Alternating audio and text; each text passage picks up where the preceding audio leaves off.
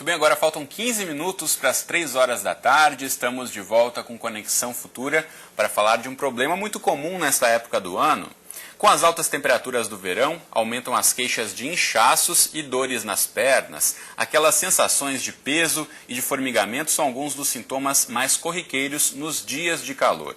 O problema pode atingir ambos os sexos em diferentes faixas etárias, mas é mais comum em mulheres. As causas variam de acordo com a idade. Em jovens, costuma ser apenas resultado da retenção de líquido ou de longos períodos em pé. Já em pessoas com mais de 50 anos, os cuidados devem ser maiores, pois nesses casos o inchaço pode ser sintoma de doenças cardíacas, hepáticas e renais, além de outros problemas. E para explicar para a gente como evitar esse tipo de problema, nós recebemos aqui no estúdio o médico angiologista e cirurgião vascular Eduardo Fávero. Eduardo, obrigado pela presença, bem-vindo. Obrigado. Então explica para a gente por que durante o verão, por que durante os períodos de maior calor a gente sente essa sensação maior de inchaço nas pernas. Principalmente a dilatação das veias da perna. O calor por si só já dilata as veias na perna. Se você é uma pessoa que já tem doença por dilatação das veias, ou seja, varizes, você vai ter um agravamento desses sintomas. Mas às vezes, mesmo não tendo problema nenhum, o calor por si só já é capaz de manifestar inchaço, cansaço, peso, justamente por dilatar as veias. Bom, e outro problema muito comum é a chamada retenção de líquidos. O que provoca essa retenção de líquidos? Está mais ou menos associado. O que acontece? A parede da nossa veia ela é permeável, ela tem que ser permeável a algumas estruturas que tem que passar do sangue para as células. Oxigênio, nutriente, coisas desse tipo. No momento que essa parede está dilatada pelo calor ou pela doença venosa, essa peneira passa a ter buracos maiores. Então ela começa a passar mais coisa que deveria. Vai passar mais líquido, vai passar mais células. E uma das coisas que passa é líquido. Então você tem realmente uma maior quantidade de líquido retida na perna. Também por causa do calor, também por causa da dilatação dos vasos. Bom, os estudos comprovam que as mulheres sofrem mais desse problema. A mulherada em casa eventualmente vai até se identificar com essa colocação. E eu pergunto para você, por que elas sofrem mais desse problema do que os homens? Hormônio feminino. O que faz uma mulher ter muito mais chance de ter varizes do que a gente? Hormônio feminino. Então o hormônio feminino ele influencia um tipo de musculatura que a gente chama de musculatura lisa. É aquela musculatura que trabalha independente da sua vontade. Você não está pensando agora que alguns músculos têm que contrair no seu corpo. Eles se contraem de maneira automática. Essa musculatura lisa ela está presente na parede das veias. E o hormônio feminino causa uma certa fraqueza dessa musculatura. Então a mulher, pelo hormônio feminino, tem mais tendência a ter dilatação das veias da perna. E uma veia dilatada, em tese, é uma veia varicosa. É uma prova bem prática que a gente tem do dia a dia, que a mulher que estiver ouvindo a gente vai reconhecer, é o período pré-menstrual. Os dias que antecedem a menstruação, por causa do hormônio relacionado ao ciclo menstrual, causam uma maior retenção de líquido nas pernas. A mulher se sente mais pesada, mais inchada. E não é só sensação, ela realmente está mais inchada. E outro ponto que você citou são as varizes, né? As mulheres que têm varizes também sofrem mais do problema de inchaço? Porque a variz é uma veia dilatada. E conforme eu te falei, a dilatação faz acumular mais líquido na perna. Então está tudo meio que interligado. O paciente que tem varizes nessa época do ano sofre mais, porque os sintomas se exacerbam, e mesmo o paciente que não tem varizes pode sentir alguma coisa apenas pela influência do calor.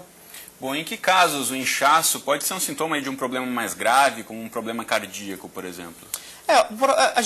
Medicina é investigação, né? Então a gente vai juntando uma pecinha aqui com outra ali para fazer aquela investigação e chegar num diagnóstico.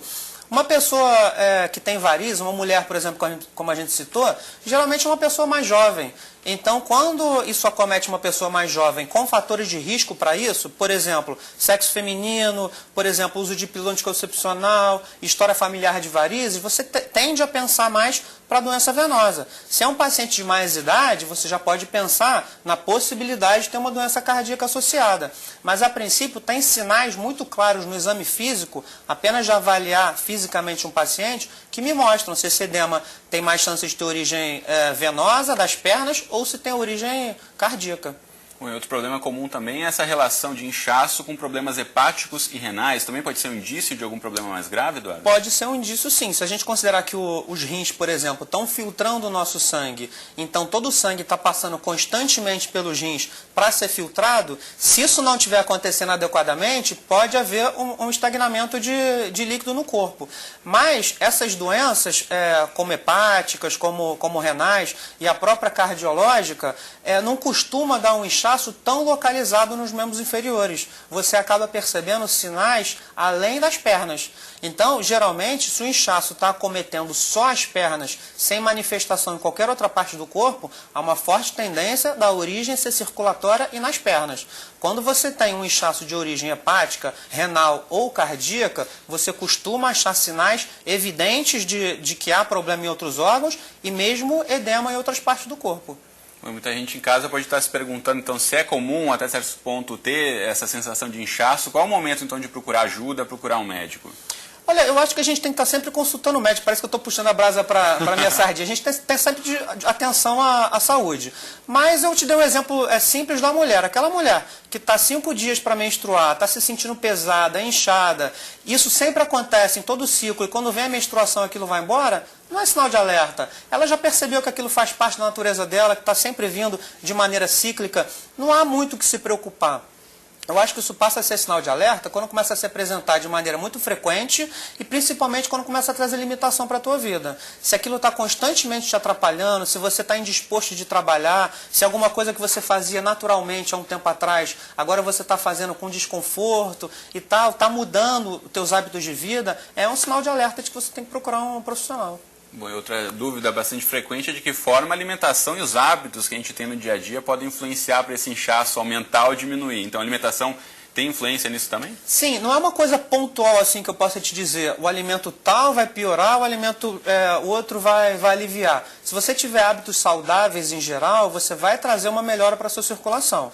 Por exemplo, uma maneira indireta em que a alimentação vai influenciar a circulação na tua perna e retenção de líquido é o sobrepeso. Se você tiver uma dieta adequada, uma dieta saudável, com hábitos de vida saudáveis, você vai tender a não ganhar peso. E o paciente que está acima do peso, ele tem um fator a mais para reter líquido nas pernas.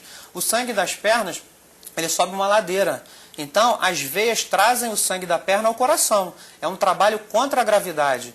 E quando você está acima do peso, você tem gordura abdominal, não é só aquela preguinha, aquele pneuzinho que a gente belisca, não. Você tem gordura interna, que é a gordura visceral. Isso aumenta a pressão dentro da barriga e é mais um obstáculo que o sangue tem que vencer até chegar ao coração. Então, em vez de falar na comida A, B ou C, a gente pode falar que hábitos saudáveis de alimentação vão te prevenir de ganhar peso e vão favorecer a saúde da sua circulação. Muito bem.